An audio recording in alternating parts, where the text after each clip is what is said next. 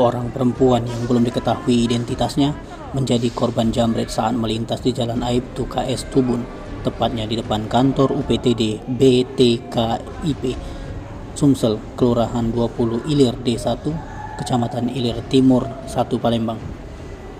Akibatnya korban kehilangan satu buah tas yang dibawa kabur oleh dua pelaku jambret yang menggunakan sepeda motor jenis NMAX. Untuk sekarang korban masih dilakukan perawatan medis di Rumah Sakit RK Caritas karena korban belum sadarkan diri. Menurut Idris, petugas parkir, bahwa korban mengendarai sepeda motor jenis Suzuki Skydrive sedang melintas di lokasi kejadian dari arah Lapangan Hatta. Setibanya di Jalan KS Tubun, datang dari arah belakang dua pelaku yang langsung menjambret tas lempang milik korban hingga korban terjatuh dari sepeda motornya. Sementara itu, Kapolsek IT1 Kompol Ginanjar alias Sukmana mengatakan anggotanya langsung menuju lokasi kejadian untuk meminta keterangan saksi dan melihat rekaman CCTV.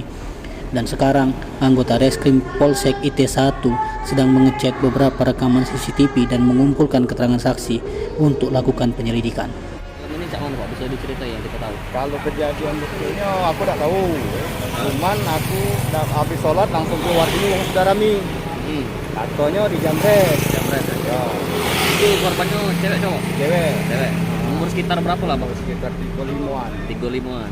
Jam berapa Pak kejadian kemarin? Sekitar jam 7 lewat 4. Itu kondisi jalan sini sepi ya? Sepi. Sepi di sini memang. Oh. Kalau boleh tahu pelakunya berapa? Pelakunya 2 wong. Oh, pakai motor apa? Motor NMAX.